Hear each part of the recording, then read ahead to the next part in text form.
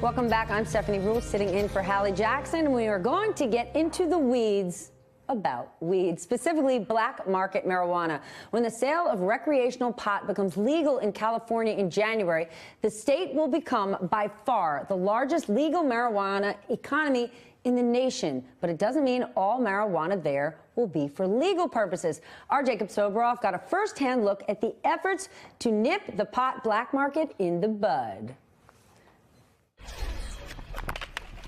In the foothills of the Sierras below Sequoia National Park, a narcotics task force is preparing for a raid. But they're not going after heroin or cocaine or even meth. They're looking for pot.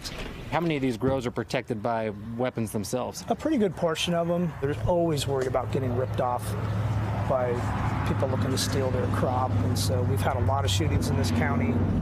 In January, California will become home to the nation's largest legal pot industry. But the state's black market weed will still be a far bigger business. What are they looking for inside this shed? They're just clearing it for personnel, make sure there's no dangerous people in there, nobody armed. So check this out. What this is a tripwire connected to beer bottles.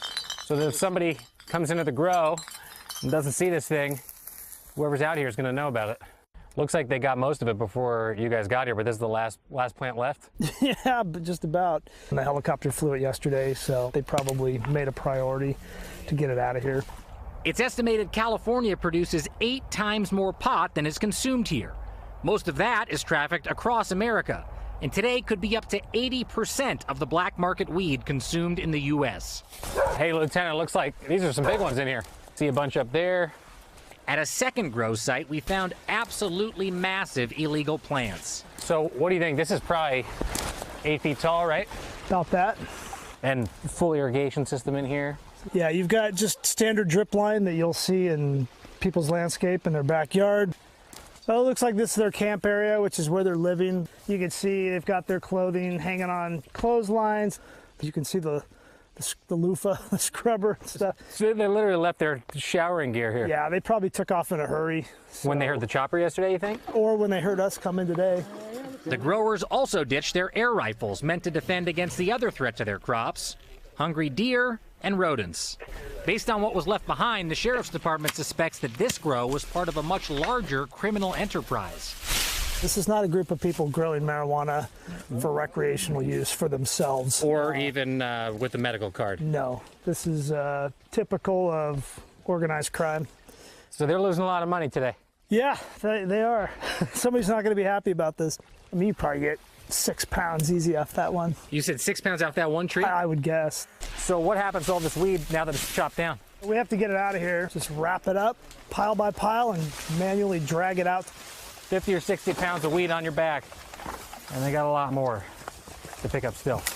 If you were a betting man, would you bet that this weed stays in California?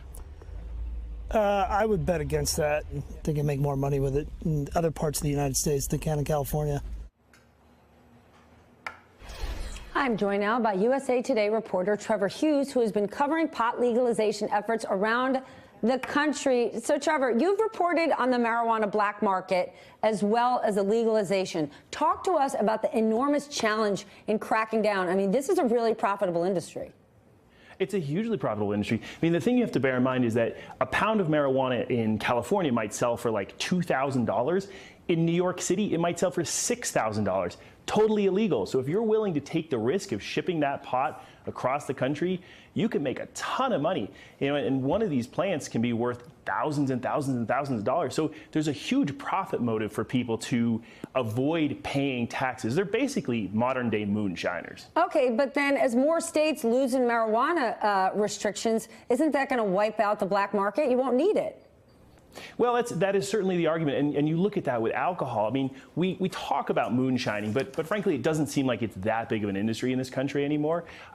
As the legal marketplace expands, it does seem like the black market is being reduced. But then again, you have these huge population centers like New York. I mean, if New York stays illegal, there's going to be a huge profit motive once again to keep that not having to pay the taxes on that pot in California. Because some of these taxes, we're talking like, you know, 20, 30, 40. There's talk of even 50% taxes on marijuana once the consumer has paid for it. That's a huge cut that the grower is no longer getting.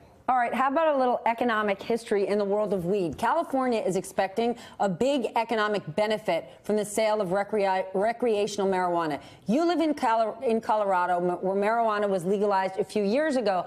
Has the state reaped the financial benefits? I mean, a few years ago, we thought it was going to be this huge win.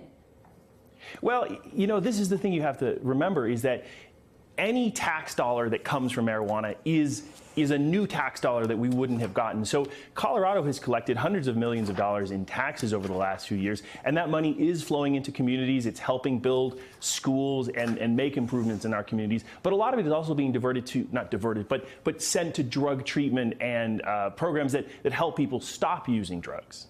So it's not a cash cow in the way that a lot of legislators may have thought it was going to be, but there is new money that is coming in every time someone in Colorado buys pot and pays taxes. That goes to the government. Green money in more ways than one. Trevor, thanks so much for joining me this morning. Hey there, I'm Chris Hayes from MSNBC. Thanks for watching MSNBC on YouTube. If you want to keep up to date with the videos we're putting out, you can click subscribe just below me or click over on this list to see lots of other great videos.